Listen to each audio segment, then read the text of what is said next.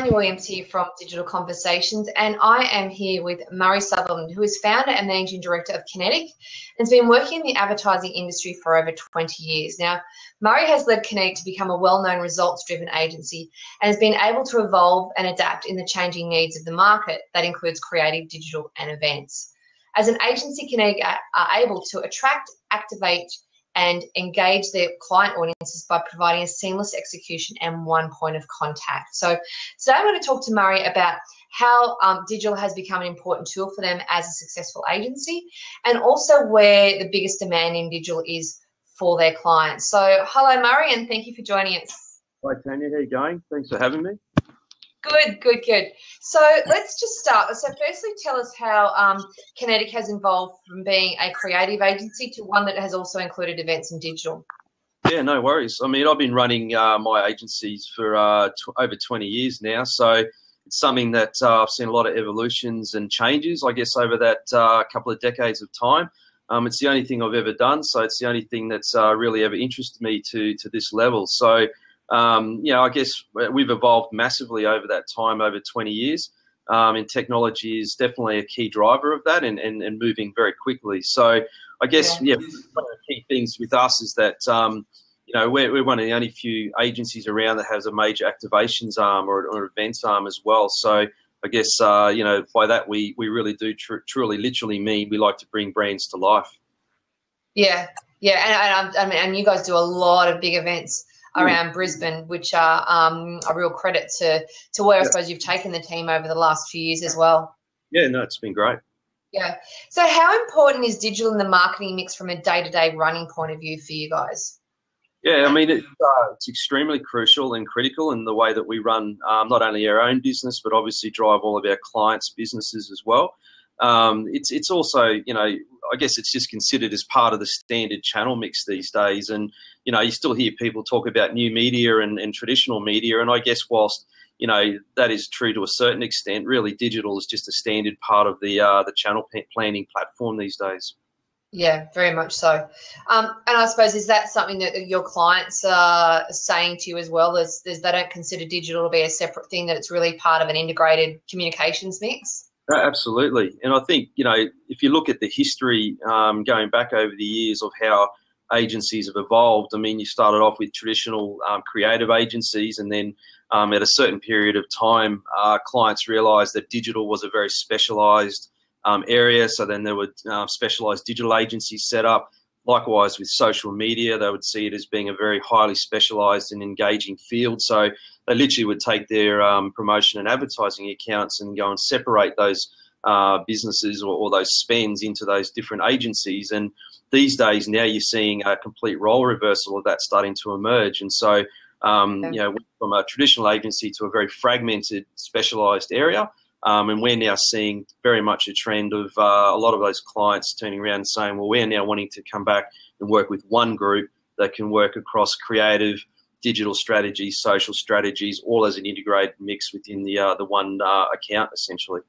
Yeah, okay. So do you guys seem to, I suppose, see traditional and digital marketing as very much as part of that one communication piece rather than treating them as two separate entities then?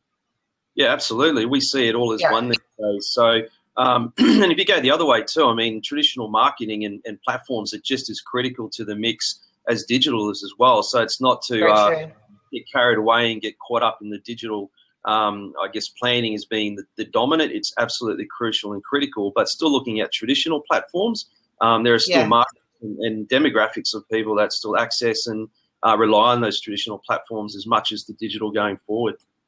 Most definitely. I just had this conversation with someone else actually around exactly that, where digital is a big driver for them, but they still need to do a certain amount of communication on their traditional channels. So I think that stands true, and it obviously depends on who that client is also and who their audience is and where they are. Yeah, absolutely. Yeah. So as a brand, how much time do you guys spend on social media engagement? And that's more from an internal point of view, so not necessarily for what you're doing for your clients, but for you guys as Kinetic, the brand.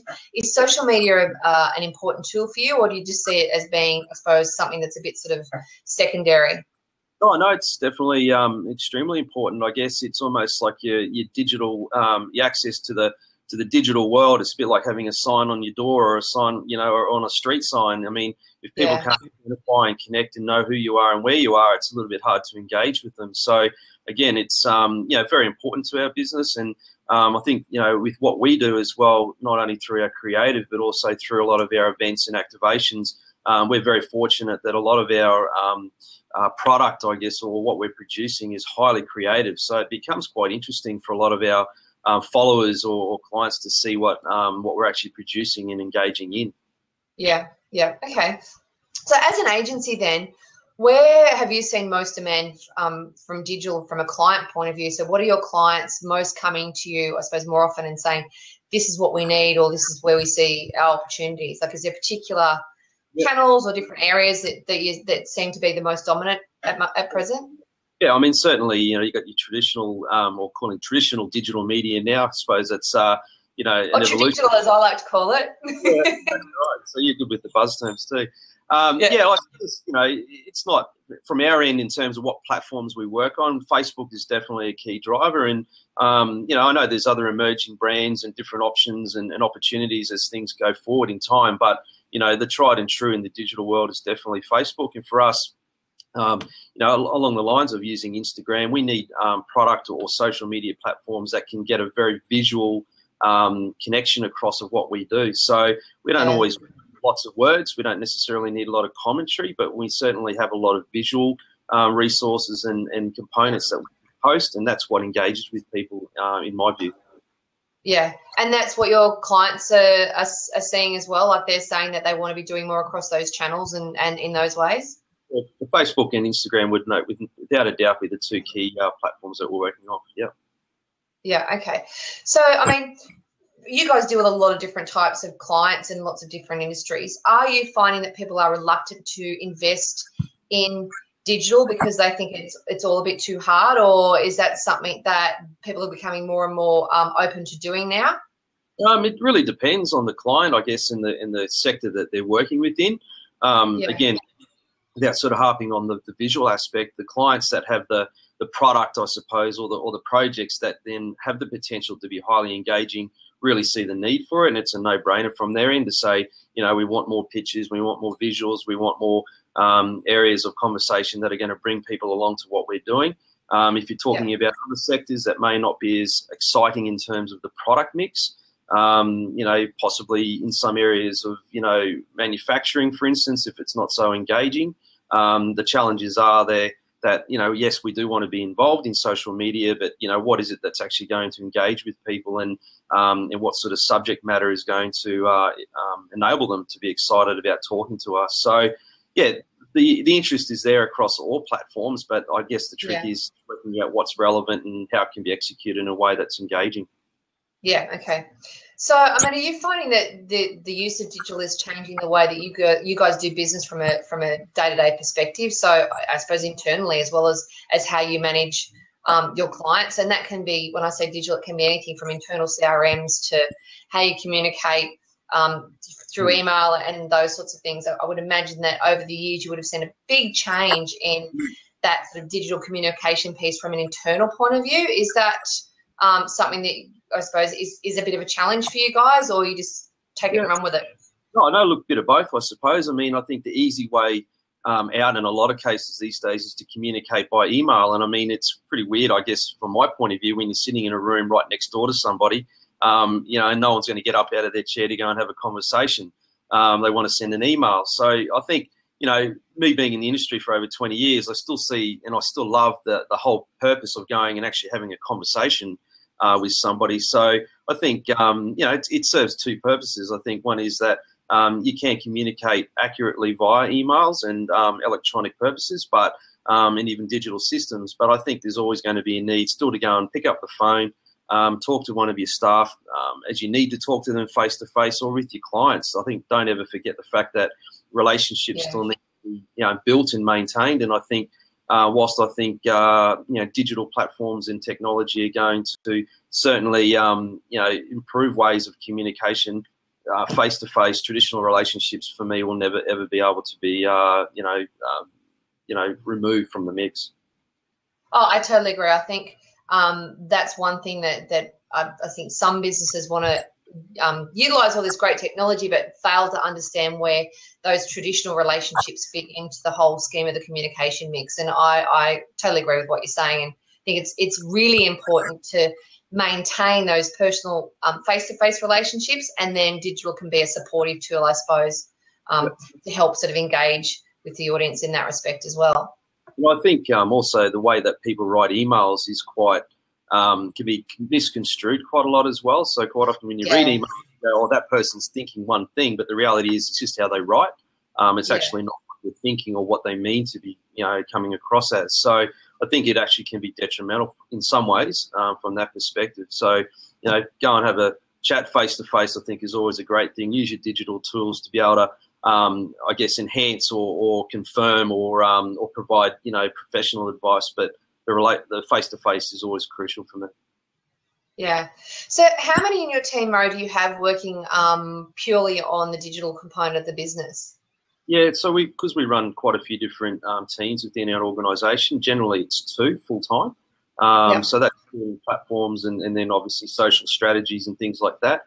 But beyond that, I guess, where workloads extend, we are also bringing in other people as and when required to build certain things. So we normally find that, that full-time level across our group is sufficient to do what we're doing with our teams. Yeah, okay. And what sort of digital tools are you using in the business? You mentioned a couple of social media channels, so obviously Facebook and Instagram are 2 key drivers for you guys, and you've I know, going through a bit of a rebrand with the new website and so forth coming on board. Are there any other key digital tools? Do you guys do a lot of video, EDMs, blogs, those sorts of things, or that's just not something that you find is relevant for your audience? Oh, no, all relevant. We're doing all those sorts of things all the time. So, I mean, producing, video content is hugely powerful, and we've just finished doing some significant video content for Valley Fiesta, which has gone very well. And we're also using EDMs to do surveys as well. So, again, for the project that we've just completed required, part of the scope was to get a certain amount of survey information. So, we've used traditional methods of, people walking around with iPads collecting data on SurveyMonkey, but also then using, an EDM platform to go and email out looking for additional content as well. I mean, those types of platforms, some people don't like to be interviewed face-to-face, so they like to be able to write information in an anonymous type sense. So using, face-to-face type methods in that space, as well as, straight digital methods that are non-face-to-face can work well. But, EDM, videos, everything's obviously in the cloud these days in terms of where you're storing files in your servers and things like that. So, I think what we do is fairly, normal in terms of progressive digital business, but, it all works well for what we're doing. Yeah, okay. So what's been your biggest digital challenge to date then? Oh, it's a curly one, I suppose. But, I think, look, without giving a very specific answer, I think the challenge is really a case of being not completely overwhelmed and grouped by a digital world. I mean, it can be very consuming. I think you can spend all of your time taken up by worrying about all the trends and all the different latest bits of information. And whilst I think there are specialty groups, probably not dissimilar to your own, Tanya, that live and breathe it all day, every day, and certainly our particular people that are in that field do that. From our point of view as a business, it's a part of what we do. It's not exactly 100% of what we do. So I think the challenge for me is to make sure that we use it to progress the business, but it doesn't become all-encompassing and overwhelm our business, I suppose, by still integrating traditional methods and face-to-face relationships. Yeah, I think what you said is spot on. It is very overwhelming for a lot of people, particularly, I mean, I know how much information I get through each day in terms of new channels and updates, and this is happening and that's happening, and it's a lot of work just to keep up with it. I mean, it could be a full-time job just sitting there reading and keeping up to date with some of this stuff. And I think the challenge that many business owners have is they look at that and they just get totally overwhelmed by it and just go, it's all too much, I don't know where to start, therefore I'm not going to do anything with it. But I think exactly that, just being able to identify what you need as a business and take away those key components is a really great way to immerse yourself in that digital experience without letting it overwhelm you and let it overcome what you're doing as a business as well. Yeah, I still think it comes down to solving a problem is the first and foremost, I guess, question or issue that we need to look at. So, I mean, you know, some people try and jump straight to the solutions. Like, I need a Facebook campaign, and you go, okay, hang on a sec, let's reverse it up. What's the actual trying to solve? And you go, well, the reality is it's not necessarily that potentially solves the problem. It still could be a traditional campaign or a mix of both. So, you know, look at solving the problem, not actually jump to solving the solution immediately, I think is still prudent and what's relevant these days. Yeah, totally agree. So for you guys as an agency then, what do you see is going to be one of the biggest innovations or digital innovations in 2016 that you guys will be utilising more of or starting to use that you haven't used before? Yeah, again, I think, it's a bit similar to what I've said before. I think, we need to be well across what's happening with technology in 2016 moving forward. But I think it's also a case of not having to panic and jump on board with the next big fad every time, someone turns around and says, oh, this is the latest and greatest. Are you doing this? And I'm like, well, okay, that's fine. But, what is it? How does it work? Is it here to stay? Are we all running around being busy for the sake of being busy because we can say that we're involved in the next big fad? So I think, my response really for me is about going, well, I'd rather be measured in looking at how we work with our digital platforms rather than just jumping on board because everyone quickly jumps on board potentially with, the latest bit of technology in next year or the years to come. Yeah. Okay, so what's next for Kinetic then, Murray? Big 2016. It's if you can probably see the way my eyes look at the moment, I'm ready for Christmas. It's we've had a big year, so I'm just. You have had a big year. You have had a very big year. I'm really enjoying these, the next few weeks sort of leading into Christmas, and we're already right into planning, locking down a lot of projects for clients in 2016. Which traditionally most clients don't sort of tend to look at until January, but there's a lot that have come out early this year. Want to get things locked down, which is fantastic. But our agenda next year is looking fairly substantial, and I mean it's a case for us. We're definitely merging all of our brands come January, which is going to be exciting, and I guess probably testimony to what I was saying before is it used to be creators separate and digital separate, and then traditional and or events separate, and now we're bringing that all back together for 2016 under one banner. So I think that's going to be exciting, and we've got some great brands that we're working with, and look forward to really producing some great executions next year. Yeah, well, I've been involved in some of the executions that you guys have done from an events point of view, and I know that you put your heart and soul into it, doing an awesome job, you and your team. So congratulations on all that, and I know there's going to be a lot more happening in 2016, as you said. So I think you're going to need to take a few weeks off and definitely recharge the batteries, ready for a massive year again next year. Yeah, I look forward to it. It's fantastic, and I've enjoyed working with you throughout the year as well. Awesome, great. Thank you very much for your time, Murray. We'll leave it there, and I will send you to a link once this is all finished, and we'll share this out with our audiences. And no doubt we'll be talking again really soon. Excellent. Thanks, Tanya. Thanks, Murray. Cheers. Bye.